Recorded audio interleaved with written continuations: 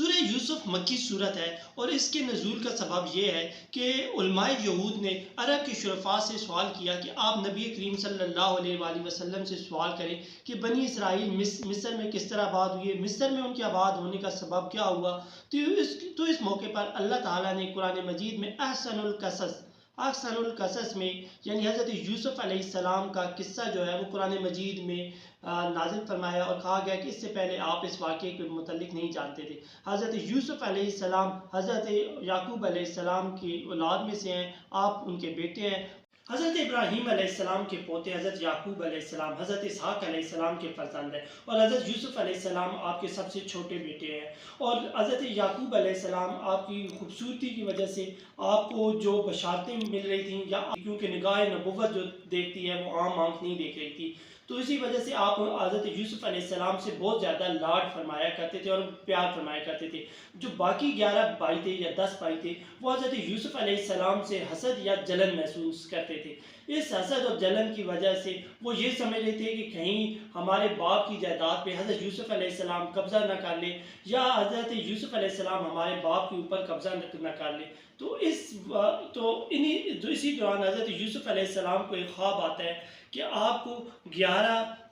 یعنی ستارے، چاند اور سورج سجدہ کر رہے ہیں۔ تو حضرت یعقوب علیہ السلام کے پاس آ کر وہ اس خواب کو بتاتے ہیں کہ ابا جان میں نے رات کو یہ خواب دیکھا ہے۔ تو حضرت یعقوب علیہ السلام حضرت یوسف علیہ السلام کو کہتے ہیں کہ اپنے بھائیوں سے اس خواب کا ذکر نہیں کرنا، مگر کم عمری کی وجہ سے، کم سنی کی وجہ سے حضرت یوسف علیہ السلام اپنے بھائیوں سے اس خواب کو ذکر کرتے ہیں، جو اس کا الٹ معنی لیتے ہیں۔ پھر وہ ایک دن سیر کرنے کے لیے آپس میں،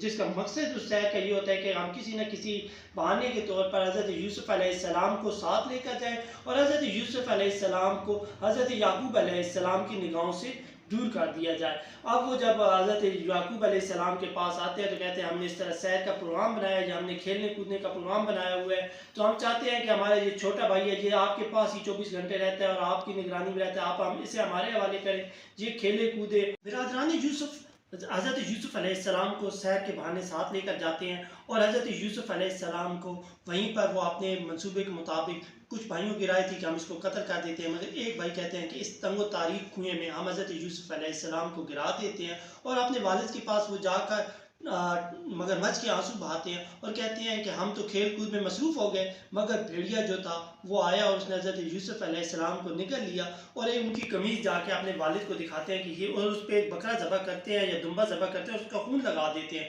اور کہتے ہیں کہ یہ جو قمیض ہے یہ بچ گئی ہے، اس کے اوپر خون لگا ہوا ہے۔ تو حضرت یعقوب علیہ السلام تو اللہ کے نبی ہیں، یہ کیسے ہو سکتا ہے کہ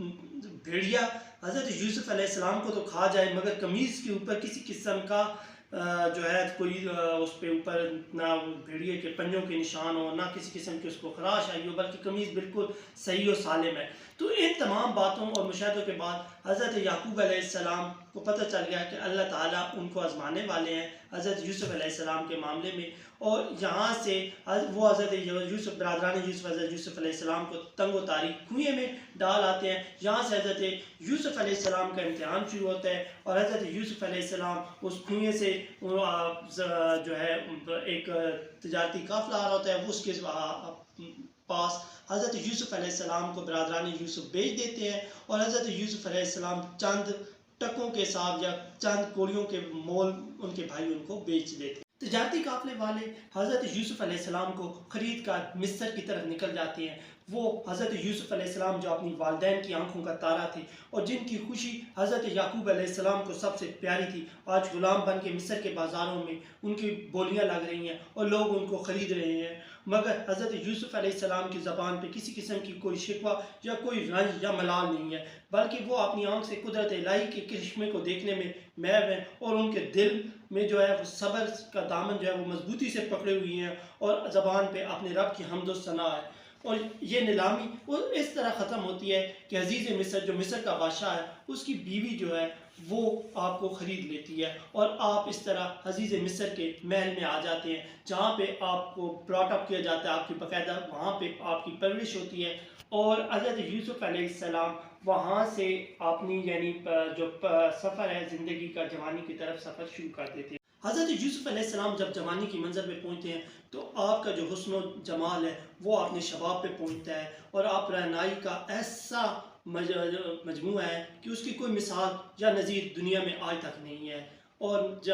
اس وقت جب آپ جوان ہوتے ہیں تو عزیز مصر کی بیوی جو ہے وہ آپ پہ فریفتہ ہو جاتی ہے، مگر آپ اپنے آپ کو اپنی عزت کو بچاتے ہیں، آپ اپنی نگاہوں کو نیچا رکھتے ہیں اور اللہ کی حمد و ثنا کرتے ہیں۔ عزیز مصر کی بیوی آپ کو اپنے خلوت گدے میں لے کر جاتی ہے، دعوت گناہ دیتی ہے، مگر آپ اس کی دعوت کو رد کر دیتے ہیں اور آپ وہاں سے بھاگ نکلتے ہیں۔ جب وہاں سے آپ بھاگتے ہیں تو جو دروازے کھلتے جاتے ہیں تو عزیز مصر کی جو بیوی ہے وہ زلیخا، وہ آپ کے دامن کو پچھلی سائڈ سے پکڑتی ہے روکنے کے لیے، تو اس میں ایسے میں آپ کی قمیض پھٹ جاتی ہے اور عزیز مصر سامنے آ جاتا ہے۔ تو وہاں پہ عورت ذات جو ہے زلیخا اپنے مکر ظاہر کرتی ہے اور کہتی ہے کہ یہ میرے ساتھ دست درازی کر رہے تھے الیاذ باللہ۔ اس گناہ کی پاداش میں کہ آپ نے اپنی عفت اور عصمت کے دامن کو کیوں بچایا، تو اس جرم میں آپ کو سزائے قید کر دی جاتی ہے، آپ جیل میں چلے جاتے ہیں وہاں، اور آپ کو اللہ تعالیٰ جو ہے خوابوں کا علم دیتا ہے کہ آپ خوابوں کی تعبیر لوگوں کو بتاتے ہیں، اور اس کے اوپر آپ آخری آیات میں کہتے ہیں ربی قد آتیتنی من الملک وعلمتنی من تعویل الاحادیث، یعنی آپ اللہ تعالیٰ کی سامنے کہتے ہیں کہ میرے رب نے مجھے ایک سلطنت عطا کی اور مجھے خوابوں کی تعبیر کا علم عطا فرمایا۔ جب آپ جیل کے اندر ہوتے ہیں یعنی سزائے قید آپ کاٹ رہے ہوتے ہیں، جو اس وقت آپ کے پاس دو لوگ پہ آتے ہیں اور کہتے ہیں اپنے خواب بیان فرماتے ہیں، مگر آپ ان کو کہتے ہیں کہ میں آپ کے خواب تھوڑی سی دیر بعد ان کی تعبیر بتاؤں گا۔ اس وقت آپ ان کے سامنے حضرت یعقوب علیہ السلام کا دین متین کی ان کو تبلیغ کرتے ہیں، ان کو خدا کی وحدانیت کی پیغام دیتے ہیں، اور جب وہ اس بات سے فارغ ہو جاتے ہیں تو آپ نے کہتے ہیں کہ جو پہلا آدمی تھا جس نے خواب دیکھا تھا وہ بادشاہ کو یعنی جام پلائے گا، یعنی وہ بادشاہ کا ساقی گر ہوگا، یعنی بادشاہ کو شراب پلائے گا، اور دوسرے کو کہا کہ تمہارے جو سر پہ روٹیاں تھیں جن کے اوپر کوا چونچ مار رہا تھا تمہیں سزائے موت ہو جائے گی۔ جس آدمی کو حضرت یوسف علیہ السلام نے خواب کی بشارت سنائی تھی کہ وہ یہاں سے آزاد ہوگا، اس کو کہا تھا کہ اپنے بادشاہ کے سامنے یعنی عزیز مصر کے سامنے میرا یعنی حضرت یوسف علیہ السلام کا ذکر کرنا، مگر شیطان اس کو بھلا دیتا ہے۔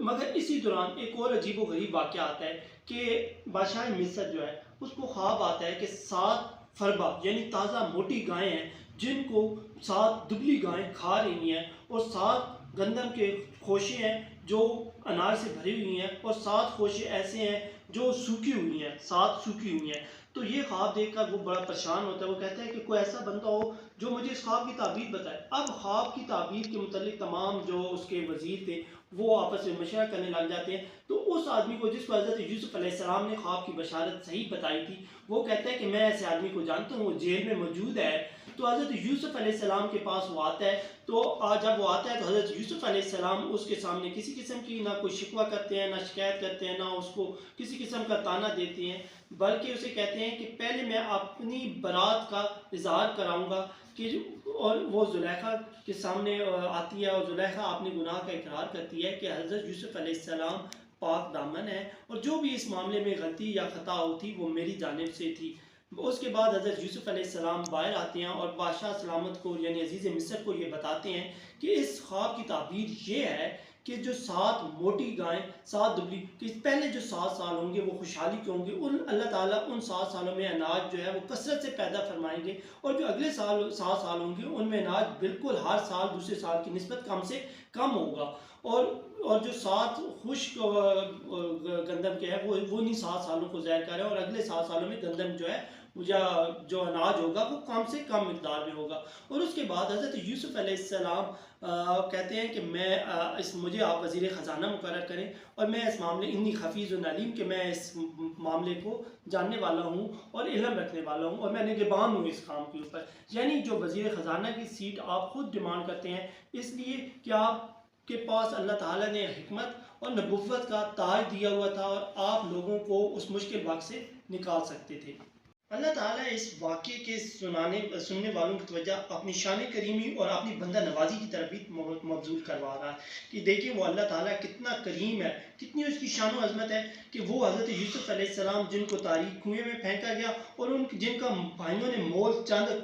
کوڑیوں کے حساب لگایا، اور وہ بھی جو تھے ان کے جو سکے تھے وہ چلنے کے قابل بھی نہیں تھے، اور پھر اللہ تعالیٰ نے کس طرح ان کو عفت و بلندیوں پر لے گا اور وزیر خزانہ بن گئے۔ اور قال اجعلنی علی خزائن الارض، آپ خود عزیز مصر کہتے ہیں کہ مجھے خزانوں کا علم ہے اور میں بہترین نگہبان ہوں۔ جب وہ 7 سال آ جاتے ہیں خوشحالی کے، جن میں اناج کی کثرت ہوتی ہے، تو ان 7 سالوں میں حضرت یوسف علیہ السلام اناج کو محفوظ کرتے ہیں، اور آپ علیہ السلام اناج کو اتنا ذخیرہ کرتے ہیں کہ وہ جو 7 سال تنگ دستی کے آتے ہیں تو ان میں لوگ دور دور سے آپ کے پاس آتے ہیں، حتیٰ کہ کنعان سے آپ کے وہ بھائی حضرت یعقوب علیہ السلام کے بیٹے آپ کے پاس آتے ہیں اور آ کر آپ سے اناج طلب کرتے ہیں۔ آپ ان کو پہچان لیتے ہیں مگر وہ آپ کو پہچان نہیں پاتے،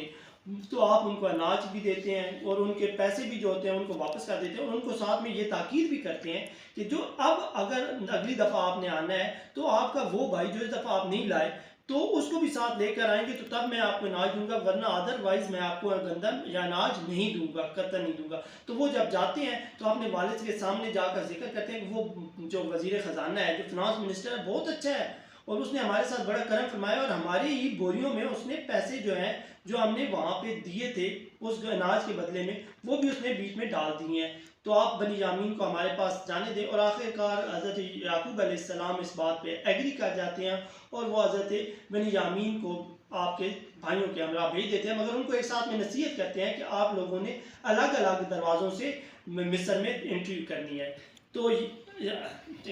بنی یامین حضرت یوسف علیہ السلام کے سکے بھائی تھے، اور باقی بھائی جو تھے وہ والدہ کی طرف سے ستیلے تھے، یعنی حضرت بنی یامین اور حضرت یوسف علیہ السلام کے والدین ایک تھے، یعنی حضرت یعقوب اور حضرت راحیل علیہ السلام جو ہے وہ ہیں، باقی جو بھائی ہیں ان کی والدہ مختلف ہیں۔ اب یہ ہوتا ہے کہ جب حضرت بنی یامین کافی عرصہ بعد حضرت یوسف علیہ السلام ان کو دیکھتے ہیں تو آپ کی آنکھوں سے آنسو جاری ہو جاتے ہیں، اور آپ ان کو تنہائی میں ملتے ہیں اور ان کو بتاتے ہیں کہ میں تمہارا بھائی یوسف ہوں، تو اور ان کے ساتھ بڑی پیار و محبت کے ساتھ پیش آتے ہیں، مگر جب اور بھائیوں کو اناج دیتے ہیں، مگر جب واپس آنے لگتے ہیں تو جو پیمانہ ہوتا ہے، بادشاہ کا پیمانہ ہوتا ہے، وہ حضرت بنی یامین کی بوری میں رکھ دیتے ہیں۔ جب وہ مصر کے حدود کو قافلہ چھوڑ رہا ہوتا ہے اناج لے کر، تو اس وقت ایک پیچھے سے آدمی جو ہے وہ شور کرتا ہے اور آواز لگاتا ہے کہ اے قافلے والوں تم چور ہو۔ تو ایسے پہ وہ اپنی خاندانی شرف و عظمت کا بیان کرتے ہیں کہ ہم نبی کے بیٹے ہیں، ہم جھوٹ نہیں بولتے۔ تو جب ان کے تلاشی لی جاتی ہے تو حضرت بنی یامین کی جو اناج والا غلے والی جو بوری ہوتی ہے اس میں سے بادشاہ کا پیمانہ نکل آتا ہے، تو اس کے بعد وہ کہتے ہیں کہ جس بندے نے چوری کی ہے اسی کو سزا ملے گی، تو تمام بھائی کہتے ہیں کہ ہمیں رکھ لیا جائے اس کے بدلے میں اور حضرت بنی یامین کو جانے دیا جائے، مگر حضرت یوسف علیہ السلام کے جو بھائی ہیں وہ اس بات میں ناکام ہو جاتے ہیں۔ تو ایسے موقع پہ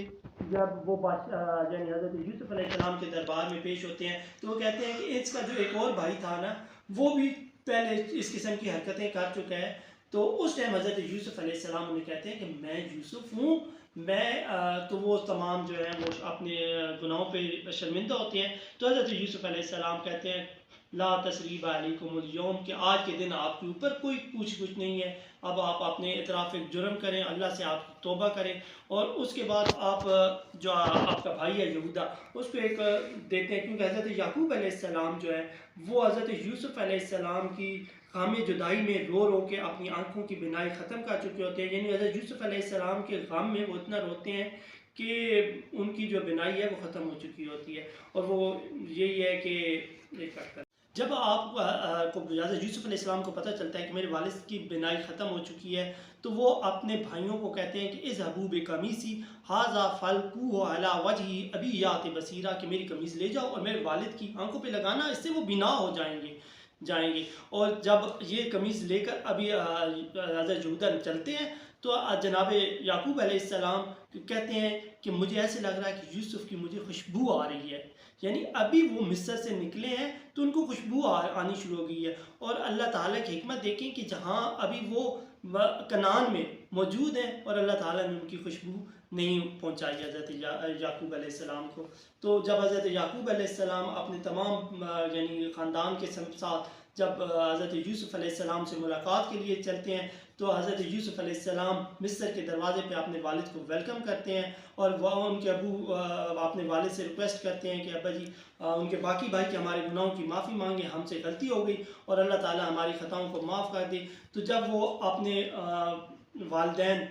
جب حضرت یوسف علیہ السلام کو دیکھتے ہیں، یہاں پر جب وہ مصر کے دروازے پہ حضرت یوسف علیہ السلام کی اولاد اس طرح مصر میں پہنچتی ہے، پھر وہ چاند ستارے اور سورج جو حضرت یوسف علیہ السلام کو سجدہ کرتے ہیں، یہ سجدہ تعظیمی ہے۔ تو یہ پھر حضرت یوسف علیہ السلام کہتے ہیں کہ ابا جان یہ میرے اس خواب کی تعبیر ہے جو میں نے آپ کو اپنے بچپن میں بتائی تھی۔ پھر حضرت یوسف علیہ السلام اللہ تعالیٰ کی حمد و ثنا بیان کرتے ہیں اور کہتے ہیں کہ انت ولی فی الدنیا والآخرہ توفنی مسلما والحقنی بالصالحین، کہ اللہ مجھے مسلمانوں میں اٹھانا اور مجھے اپنے قرب خاص کے قریب رکھنا۔